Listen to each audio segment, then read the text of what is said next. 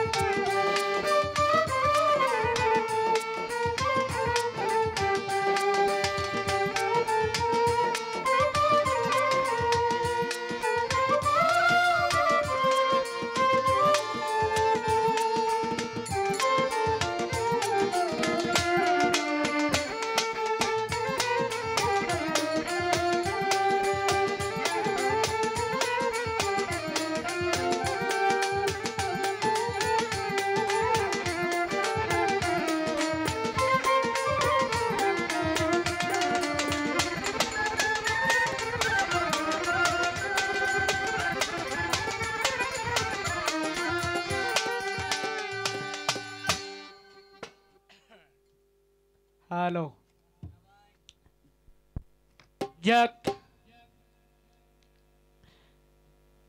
অত্যন্ত চমৎকার করে গান করলেন আমার বাবা।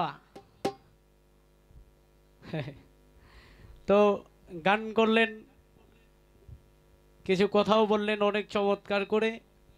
তো উনি আমার বাবা, কিন্তু এখন বর্তমানে এই বাপুদের পরিচয় বাদ দিলাম। এখন বর্তমানে আমিও শিল্পী, আপনিও শিল্পী। এখন হলো আমাদের অভিনয়ের ক্ষেত্র। এখানে আমিও আপনার ছেলে না, আপনি আমার বাবা না। গান গান বাউল গান, পালা গান, এটার মধ্যে ছাড় দেওয়া সম্ভব না, চলে না। তো যাই হোক, উনি বলতেছেন কই আমার সাথে একদিন গুরু শিষ্য পালা গাইছে, এইটা আমি জানতাম, তো নবুয়ত বেলা জায়গায় এই গাইতারে কিনা এটা আমি জানি না। আর আমরা বলতেছেন আপনি জানেন কিভাবে আমি পারবো না, এটা আপনি কিভাবে জানেন আমি যা পারতাম না। নবুয়ত বেলায় পালা গান দিলেন, আমি পারিবা না পারি, আপনি শিখাইছেন যতটুক আমি তো ওটুকুই পারবাম। আর যদি তুই সেটা ভুল হয় আপনি সংশোধন করে দিবেন, কথাতে বুঝাইবেন, নয়তো বাইরে হলেও সংশোধন করবেন। আমি আপনারে কিছু না কই তাহলে দুইটা ঠ্যাং তো আল্লাহ দিছে, দত্ত দিতে পারবাম নাকি? এটা হলেও তো আমি পারতাম না কে? তো যাই হোক, গান করলেন, প্রশ্ন রাখলেন, আমি জবাব দেব সাধ্য মতো যতটুকু পারি। আর আগে একটি গান করে নেই।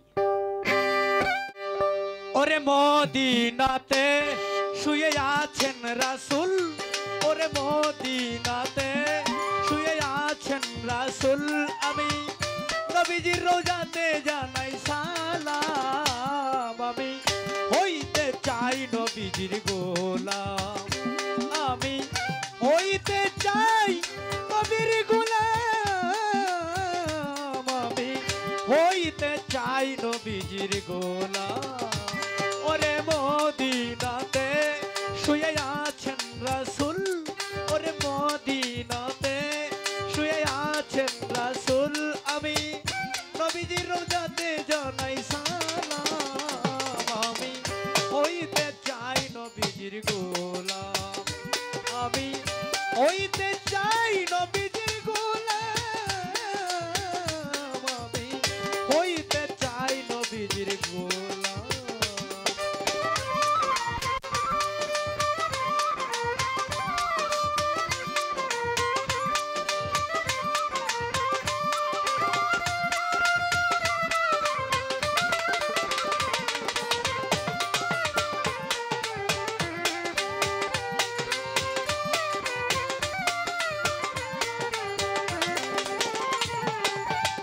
মোহাম্মদ মুস্তাফা যদি না আসিত, এই দুনিয়া অন্ধকারে থাকিত,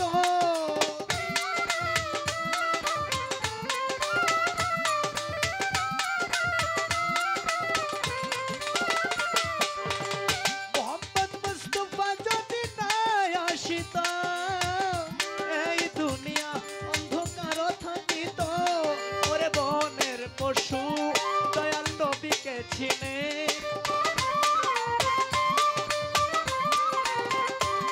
ওরে বনের পশু দয়াল নবীকে চিনে, আমরা মানুষ হইয়া জীবনে কি ছিলাম, আমি হইতে চাই নবীজির গোলাম, আমি হইতে চাই নবীজির গোলাম,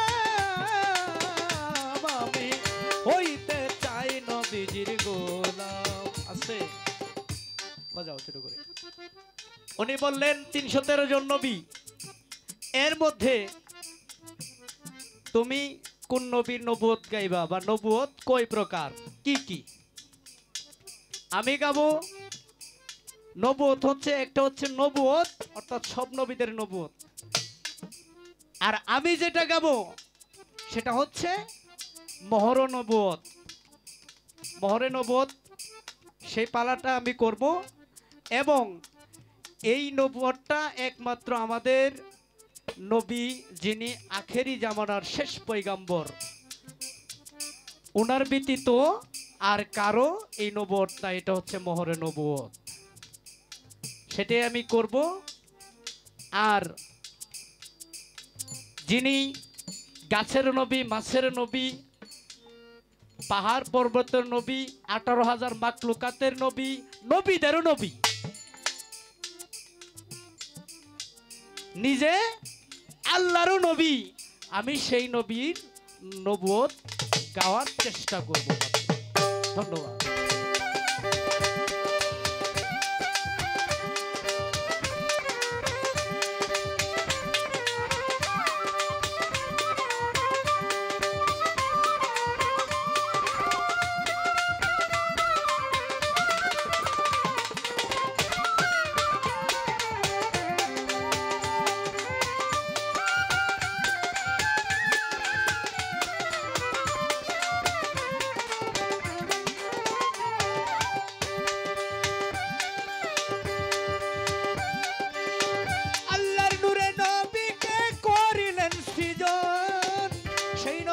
কথা স্মরণ রাখি সর্বক্ষণ।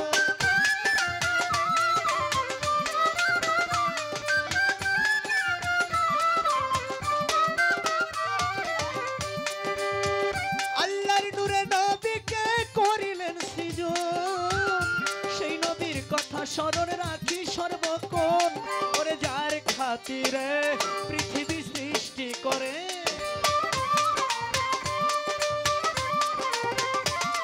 ওরে যার খাতিরে পৃথিবী সৃষ্টি করে, আমি জন্ম নিয়া নয়নে দেখলাম, আমি হইতে চাই নবীজির গোলাম, আমি হইতে চাই নবীজির গোলাম,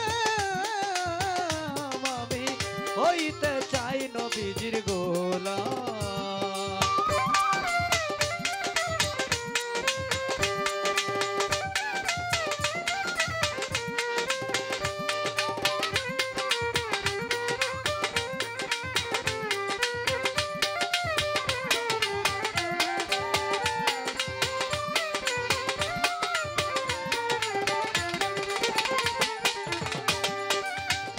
আবু জাহেল নবীজিরে দিল যন্ত্রণা, তবু ইসলাম প্রচার নবী করলেন ঘোষণা।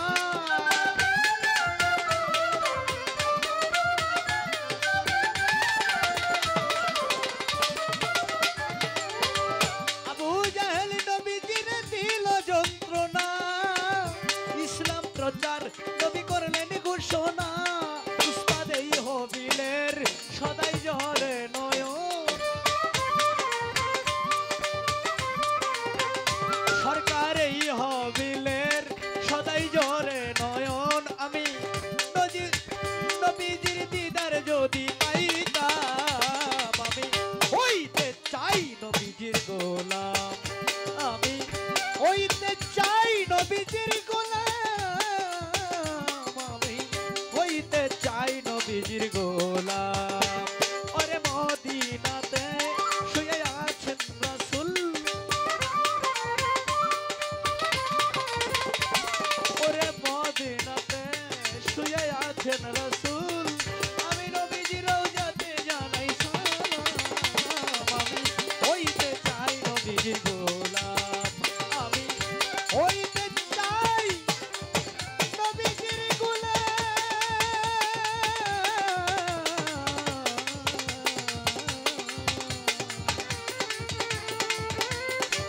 আমি হইতে চাই নবীজির গোলাম।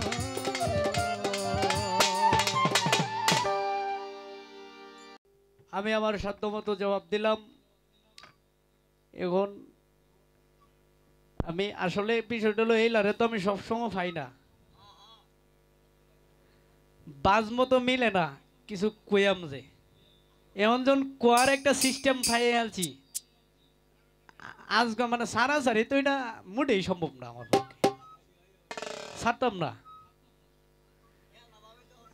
আজকে যাও আর হইব, সমস্যা নাই, আজকে যা কিছু পারি সব লয়ে যায়। আমার প্রথমে আপনার কাছে জানার থাকবে, এই যে বেলায়েত নবুয়তের যুগেও একজনের কাছে বেলায়েত ছিল, একজন বেলায়েতের অলি ছিলেন। আপনার কাছে আমার জানার বিষয়, নবুয়তের যুগে বেলায়েত কার কাছে ছিল, সেই ব্যক্তিটা কে, এবং বেলায়েতটা সে কোথায় পাইছিল। আপনার কাছে আমার প্রথমে এইটুকুর জানা থাকবে, এরপরে মালিকে যা করে।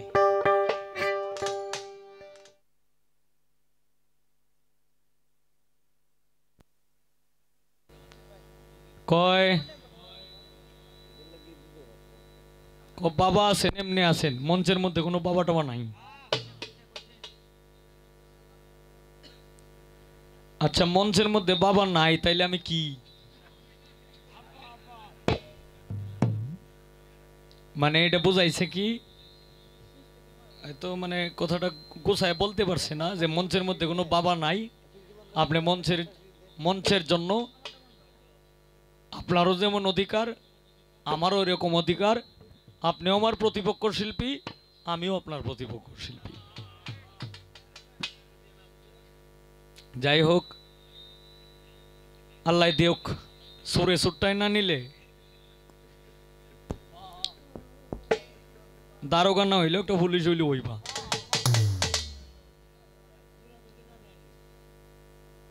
আমার জিগায় যে নবুয়তের যুগে বেলায়েত কার কাছে ছিল, এর মধ্যে সে কোথায় পাইছিল। এখন সে যে প্রশ্নটা করছে, মানে কারবারটা যেটা করছে, হিরাবার কয় যে আমার কথার মাধ্যমে যদি ভুল হয় সংশোধন করে দিবেন। না, কারবারটা যেটা করছে এটা কিন্তু সংশোধনের কারবার করছে না। তার প্রশ্ন, বেলায়েত কার কাছে ছিল, বেলায়েত সে কোথায় পাইল। এখন এখানে দলিল আমি দুইটা দেখাইতে পারবো। এক হইল একজন পীর আছে, একজন পীর আছে ৩৬০ জন অলি আউলিয়ার মাধ্যমে হচ্ছে পীরানে পীর দস্তগীর হযরত বড় পীর আব্দুল কাদের জিলানী। এখন এছাড়াও এলা তো পীরানে পীর দস্তগীর, উনার পীর হইল আবু সাইদ মাজুমি। এখন সব পীরেরা ছাড়াও আর একজন পীর আছে। এই পীরটার নাম কি জানেন? আপনারা হয়তো জানেন, বুঝতেছেন না ঠিক, কিন্তু বাঙ্গায় কইলে ঠিক বুঝে লাইবেন। আচ্ছা, পানির মধ্যে যে থাকে তার নাম কি? কোয়াস খিজির আলাইহিস সালাম। এই যে এইলা কিন্তু পীর,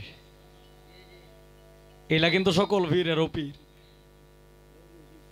কারণ ওনার সঙ্গে আল্লাহর ডাইরেক্ট লাইন আছে, যে কারণে এই কোয়াস খিজির আলাইহিস সালামের কাছে মুসা নবী সহ হার মানছিল। মুসা নবী বলছিল যে আমি এই আল্লাহরে বলছিল যে আল্লাহ তোমারে আমি দেখতাম, আমাকে দেখতে গেলে একজন লোকের সঙ্গ নিয়ে আসো, একজন ব্যক্তি। কয় কোথায়? আমি হইলাম মুসা নবী, আমার চাইতে জানাশোনা ব্যক্তি তো আর কেউ নেই। মানে একটু গর্ববোধ করছিল আর কি। মুসাকে হয়তো অনেকে ঠেডা মুসাটা হ্যাঁ, কিন্তু আসলেই কিন্তু মুসা ঠেডা না, মুসা কিন্তু ঠেডা না। এটা মানে সত্য বিষয়টা উনি উদ্ঘাটন করত। তখন মুসা বলতেছে কয় আমার চাইতে জানাশোনা ব্যক্তি তো আর কেউ নাই, তাইলে আমার চাইতে বড় ব্যক্তিটা কেডা? কয় যাও তুমি এখানে। গেল কোথায়? একটা দিক নির্দেশনা দেয়া দিছে দলিলের মাধ্যমে, ইতিহাসের মাধ্যমে যেটা পাওয়া গেছে যে এই দুইটা বাজা কই মাছ দেয়া দিছে, যে এই যে বাজা কই মাছ লইয়া যাইবা, এই বাজা কই মাছ যে জায়গায় পড়বো, এই বাজা কই মাছটা যে জায়গায় যাইব, এই জায়গায় তুমি পিছনে পিছনে যাইবা। তখন তো বাজা কই মাছ তো খালি পানির ভিতরে যাইতাছে। এখন এই যে যাইতাছে, এটাও কিন্তু যে দিক দিয়ে যাইতাছে, এই দিকেও কিন্তু একটা রাস্তা হয়ে গেছে। এই রাস্তাতে যাইতে যাইতে যাইতে যাইতে কারে পাইছে? খাজা কোয়াস খিজির আলাইহিস সালাম রে পাইছে। এখন এখানে যায় বাজা কই মাছ কিন্তু আর নাই। তখন বলছে, এই ব্যক্তি জিগাইতেছে যে তুমি কেন আসছো? কয় আমি আসছি একজন ব্যক্তির কাছে, আল্লাহ পাঠাইছে এই আল্লাহরে দেখা যায় কেমনে এই বিষয়ে একটু জ্ঞান নিতে। কয় এই ব্যক্তি আমি। কয় আপনি কেমনে হইলেন? তখন পীরে কইতাছে, কয় তুমি মুসা না? মুসায় কইতাছে, কয় কিরে, আমি ওনারে দেখছি না, উনিও আমারে দেখছে না, আমিও চিনি না ওনাকে, উনিও আমারে চিনে না, কিন্তু আমার নামটা উনি জানলো কেমনে? এখানে হইল পরিচয়। কয় আচ্ছা ঠিক আছে, আপনার এই তাহলে তো আপনি আমার সেই ব্যক্তি। এখন আমি একটু জ্ঞান অর্জন করতাম আসছি। কয় ঠিক আছে, আমি যা যা করব আমার সাথে কোনো প্রতি উত্তর কিন্তু তুমি দিতে পারবা না। তখন এই মুসারে লইয়া যাইতাছে পাগলায় খাজা কচকিজির আলাইসাল্লাম। উনি যাইতাছে সর্বপ্রথম একটা নদী পড়ছে, এই নদীর মাধ্যমে এই পাইছে একটা ডিঙ্গি নৌকা, মানে যেটারে কিস্তি কয় ছোট। এই নৌকাতে পার হয়ে কি করছে, হাতের মধ্যে যে একটা লাঠি আছিল, এই লাঠি দিয়া এই নৌকাটারে একটা এই মানে গা দিয়া এটারে লিক করে দিয়ে গেছে। মুসায় কইতাছে, কয় আমি আইলাম জ্ঞান অর্জন করতাম, এখন আপনি নৌকাতে পার হইছেন, গরিব মানুষ, এই বেটার নৌকাটাতে পার হইছেন, নৌকাতে পার হয়ে আবার নৌকাটারে গর্ত করিয়া তুই দিছেন, আমি আর আপনার সঙ্গে আমি থাকবো না। কয় আমি না বলি বলছি যে তুমি আমার কোনো প্রশ্নের কোনো প্রতি উত্তর দিতে পারতা না, আমারে কোনো প্রশ্ন করতে পারবা না। কয় আচ্ছা ঠিক আছে, আমি আর কইতাম না কিছু। তখন যাইতে যাইতে একটা ছেলে সামনে পড়ছে, এই ছেলেটারে কি করছে, মাথায় বাড়িতে মারিয়ালছে। কইটা কি, আমি আইলাম জ্ঞান অর্জন করতাম, আপনি ছেলে মাথায় বাড়িতে মারিয়ালছেন, এটা তো বিষয় বুঝলাম না। আমি না বলি না করছি যে তুমি আমাকে প্রশ্ন করবে না। কয় না, এটার আরো মেলা ঘটনা আছে। কয় যেখানে আপনি ছেলেটারে মারিয়ালছেন এই জায়গায় আমার পক্ষে আর আপনার সঙ্গে থাকা সম্ভব না। কয় তাহলে তুমি শুনে যাও। কয় হ্যাঁ বলেন। কয়টা এই যে নৌকাটাতে পার হইছি এই এলাকার একজন রাজা আছে, এই রাজার নৌকার প্রয়োজন পড়বে তার যে কোনো কারণে। তখন এই যুদ্ধে যাওয়ার সময় নৌকার প্রয়োজন পড়বে, তখন এখানে যা নৌকা আছে সব নৌকা নিবুগা। এই কারণে এই বেটা যেহেতু গরিব মানুষ, নৌকাটারে আমি লিক করিয়া তুই গেছি, পানির তো লেগেছে গা, সব নৌকা যখন নিবুগা তখন এ বেটা গরিব মানুষ, এ বেটা নৌকাটারে ঠিকঠাক করিয়া চলতারবো।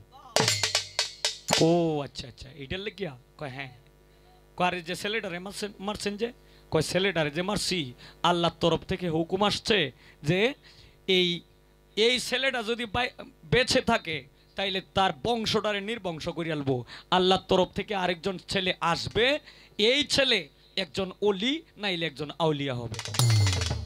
ও আচ্ছা আচ্ছা, এই কারণে। কয় হ্যাঁ এই কারণে। তবে তোমার জন্য আর জ্ঞান অর্জন করা তোমার জন্য সম্ভব না, তুমি চলে যাও, তোমার ভাই তুমি থাকো আর আমার ভাই আমি থাকি। এখন একমতো একভাবে ধরা যায় এই বেলায়েতের পীর হচ্ছে কচকিজির আলাইহিস সালাম। এখন এইটার দলিল আরেকটা আছে। আরেকটা দলিল হইল কি, রাসূল সাল্লাল্লাহু আলাইহি সাল্লামের যার কাছে মা ফাতেমাকে দিছে, যার কাছে দিছে তার নাম হইল হযরত আলী করিমুল্লাহ ওয়াজহ। এই হযরত আলী করিমুল্লাহ ওয়াজহকে শরীয়তের বাগ আর মারিফতের চেরাগ বলা হয়।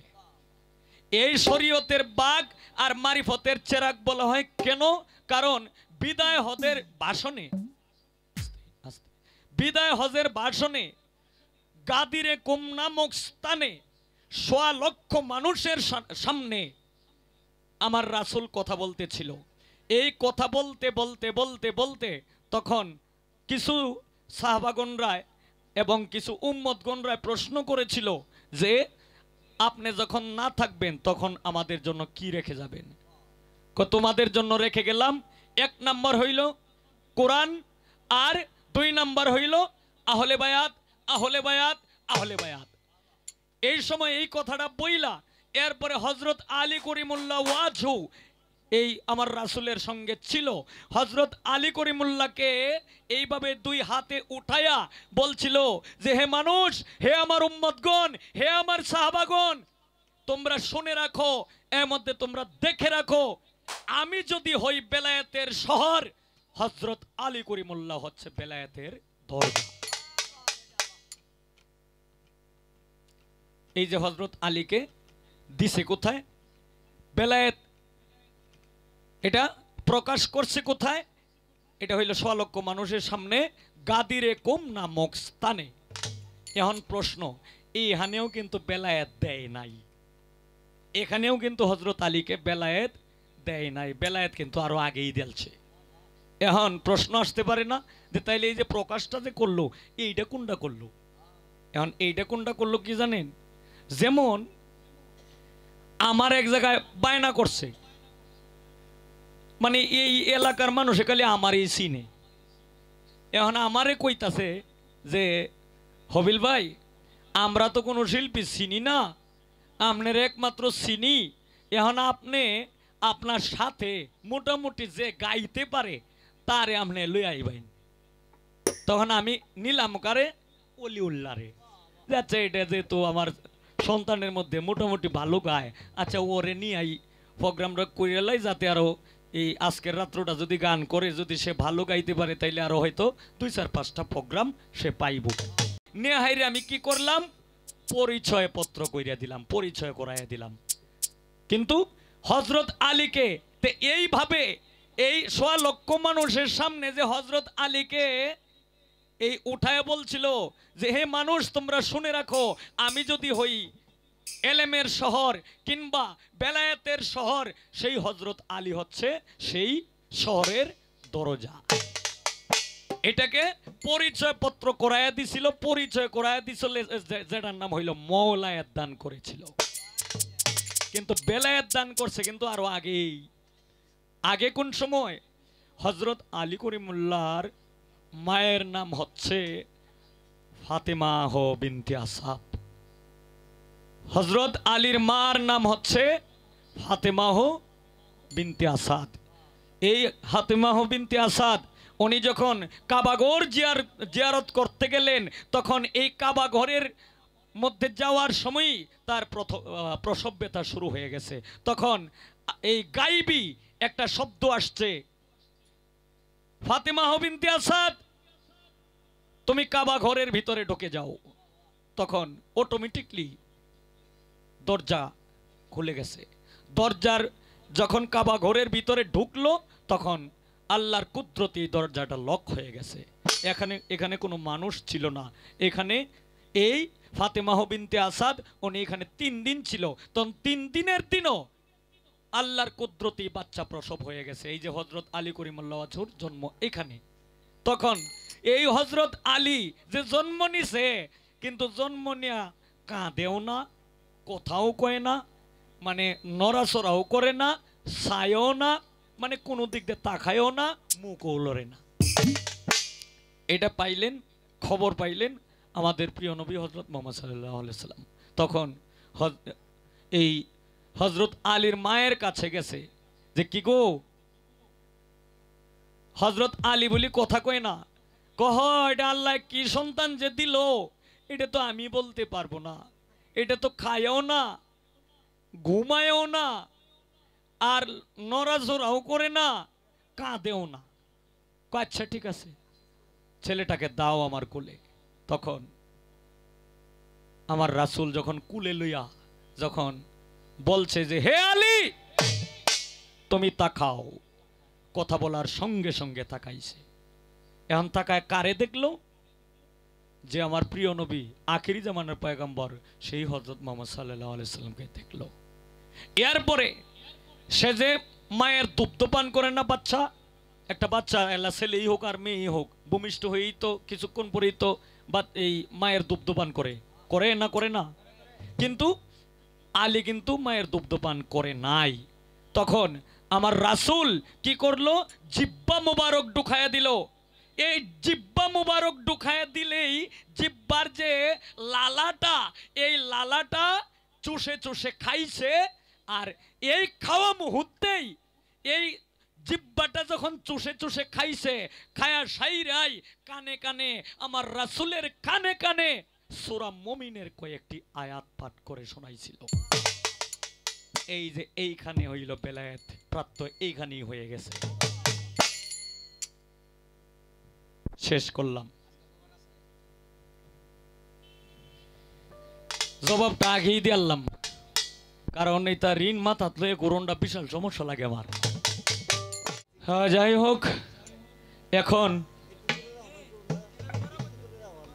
এখন তোমার কাছে আমার প্রশ্ন, কারণ প্রশ্ন আমি করলাম হয় না, যেহেতু কইছো যে সারাসারি নাই, এই কারণে আমার জিগানি লাগে। এইটাও আমি কোনো হার্ড প্রশ্ন আমি তোমার জিগাইতাম না, একবারে ছোট্ট একটা কথা জিগাবো, তুমি একটু বলবা। তুমি যে মোহরে নবুয়ত যে গাইতাছো, অথবা মোহরে নবুয়ত যে তুমি গাইবা, এই মোহরে নবুয়ত এটা দেখতে কেমন, এটার আকৃতিটা কি? এই মোহরে নবুয়তটা এটা দেখতে কেমন আর এটার আকৃতি কি? আর